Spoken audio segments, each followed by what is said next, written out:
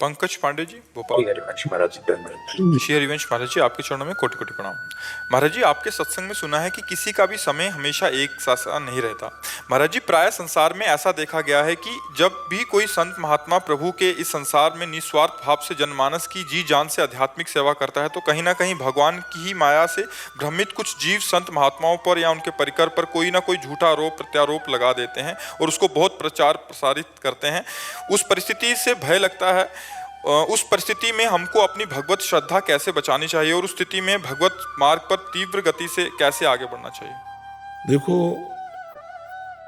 चश्मा है, हम हरा लगाएंगे तो हरा दिखाई देगा, लाल लगाएंगे तो लाल दिखाई देगा, पीला दिखाएंगे तो पीला दिखाई देगा।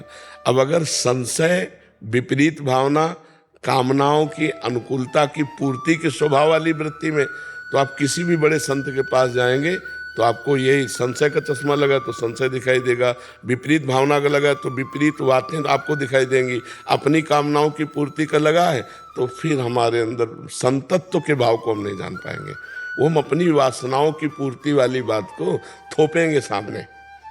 तो हमें क्या चाहिए कि हमको अपने चश्मे से देखना है कि दूसरे के चश्मे से देखना है। दूसरा कह रहा है या काला है, लेकिन आपको गोरा नजर आ रहा है ना, तो आप काला क्यों मानेंगे? आपको अपने चश्मे से देखना है कि आज तक हमको दिखाई दिया ये गोरा, तो मैं इसे काला क्यों मानूं? तुम्हारा चश्मा है, तुम्हें काला दिखाई दे रहा है, तो हम तुम्हारे चश्मे को थोड़ी लगाएंगे, हम तो अपने चश्मे से देखेंगे। यदि अपने चश्मे में कमी दिखाई दे रही तो हमें उनसे प्रश्न करना चाहिए कि महाराज, भले आप मुझे दंड दें, लेकिन मुझे ऐसा लग रहा है कि ये बात शास्त्र विरुद्ध है। क्या आप इस पर प्रकाश डालेंगे कि आपके जीवन में मैं जो शास्त्र विरुद्ध बात देख रहा हूं, ये मेरी दृष्टि का दोष है? भले मुझे आप दंड दे दीजिए, या वास्तविक ये दोष है? तो अगर वो संत है तो निर्विकार होकर आपको बता देंगे कि हम किस भाव से इस बात को कर रहे हैं, या आगे से हम सुधार करेंगे। कोई भी संत, आप किसी से भी प्रश्न करें, अगर वो संत है और उसकी वो कमी है तो तुरंत स्वीकार करेगा कि मुझे, और अगर कमी नहीं है तो वो नाटक का पर्दा उठा देगा, आपके सामने सत्य बात बता देगा। हमें दूसरों के चश्मे से नहीं देखना है। अगर हम दूसरों के चश्मे से देखेंगे तो जहर भरा हुआ है और वही जहर उगलता रहेगा, पूरा उगलते रहेगा। और ऐसा चला आया है कि जो उनसे जुड़े हैं वही जन, जब उनकी कामनाओं की पूर्ति नहीं हुई तो वही उनके विपरीत हो जाते हैं। और इससे कोई फर्क नहीं पड़ता है, इससे कोई उनके जीवनचर्या में फर्क नहीं पड़ेगा। पर ये प्रायः बड़े बड़े महापुरुषों के चरित्रों में पाया गया है और संतों के चरित्रों में पाया गया है कि 10 लोग अगर उनको प्रणाम करने वाले हैं तो 2 लोग उनको गाली देने वाले भी हैं। 10 लोग उनका यश वर्णन करने वाले हैं तो 1-2 लोग उनकी निंदा भी करने वाले हैं। यहाँ तक कि भगवान राम के राज्य में रहने वाला भगवान राम पर भी संशय की वृत्ति करके कह रहा है, तो जब भगवान को लोग नहीं बख्शते तो भगवान के भक्तों को कैसे बख्श देंगे? समझ रहे ना? वो क्या, ये किसी से हम अपनी चित्तवृत्ति को मिलाए नहीं तो आपका निष्कर्ष सही रहेगा। अगर आप अपनी चित्तवृत्ति को किसी से मिला दें तो फिर नष्ट हो जाएंगे, क्योंकि वो राक्षसी प्रवृत्ति अंदर जो बैठी हुई है, उस आसुरी प्रवृत्ति को भजन से नष्ट किया नहीं तो जो उसके संग में आएगा उसको आसुरी प्रवृत्ति में लपेटता चला जाएगा।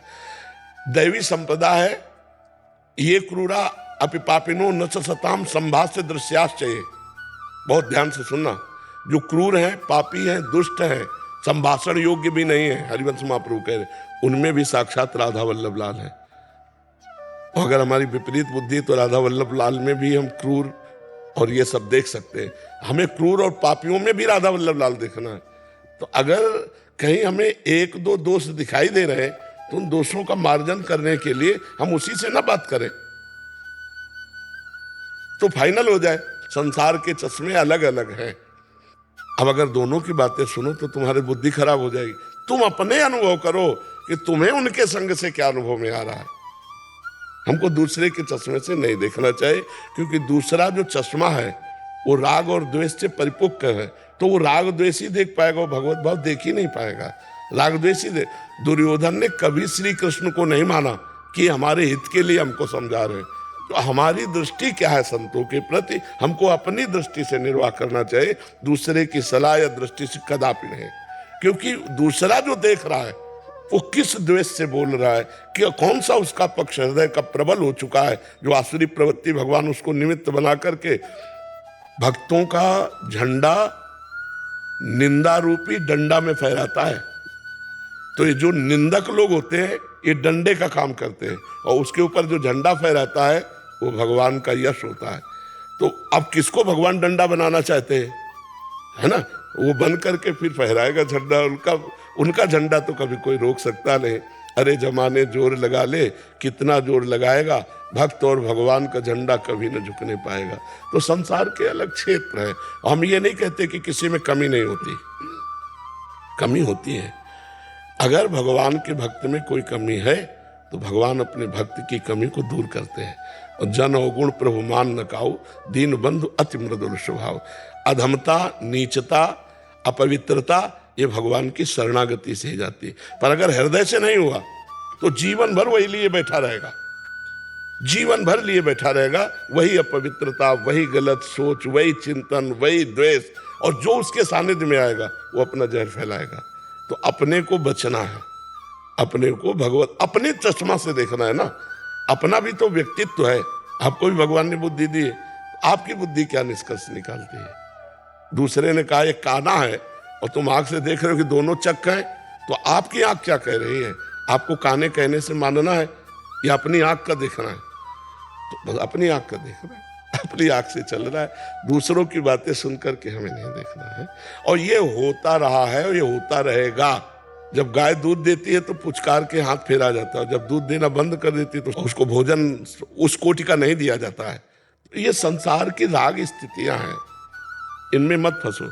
अपने सूधो चले अपने धर्म, रसकन सो प्रीतम का है। और अपना अनुभव, चल चला चल राह में, अनुभूतियों का ले सहारा।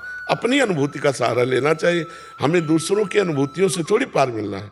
मुझे तो यही लगता है कि किसी भी संत के प्रति यदि कहीं भी आपको ऐसा भाव सुनने को मिले, भाव लगे, तो आपको अपने भाव व्यक्त कर देने चाहिए कि महाराज मैं ऐसा सुन रहा हूं, आपका इसमें क्या विचार है? आपके ही प्रति सुन रहा हूं तो आपका क्या विचार है? या मैं ऐसा देख रहा हूं तो मेरी दृष्टि दूषित हो रही है, या महाराज साधन में कोई त्रुटि हो रही है, आप मुझे भले दंड दीजिए पर मैं संशय में नहीं रह सकता, आपके सामने बेपर्दा रहूंगा, कोई समस्या नहीं रह सकती। और अगर उसी बात को आप छुपा लो तो गंदगी बदबू देती चली जाएगी अंदर। आप समझ रहे ना जी?